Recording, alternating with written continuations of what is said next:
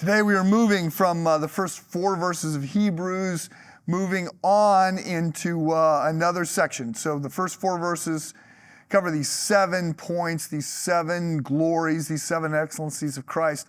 And we see that we sort of stay on the same theme. Verse 5 reads, "For to which of the angels did God ever say, 'You are my son, today I have become your father'? Or again, 'I will be his father and he will be my son'? And again, when God brings his firstborn into the world, he says, 'Let all God's angels worship him.'" He's going to be repeating this theme for a number of verses. So what's going on here? Well, the writer is just further driving home the superiority of Jesus, that Jesus is more important, more significant, bigger than, better than, more powerful than, more glorious than anyone or anything else. He wants to make it clear that Jesus is Lord over everything, over every inch of the cosmos. To that, he continues. This is now verse 8. "But about the Son," okay, Jesus, "he says," this is God the Father, "Your throne, O God, will last forever and ever. A scepter of justice will be the scepter of your kingdom. You have loved righteousness and hated wickedness. Therefore, God, your God, has set you above your companions by anointing you with the oil of joy."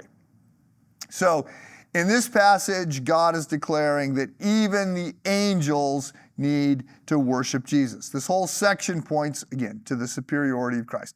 So there were some that were thinking that, angels, because they're in heaven and they're not fallen, that angels are greater than Jesus.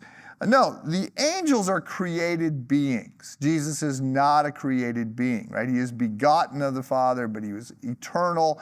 There never was a moment when Jesus didn't exist. So the angels are lesser beings, and they exist in heaven in the presence of God, and they are messengers for God, but they are not supreme. So let's just recognize that what we get here, some refer to this verse 5 and following as a katina, just this litany of phrases that come out of the Old Testament. And so he says, "Who of you are like this?" And he's talking about Jesus, and then we just get this whole play of different verses.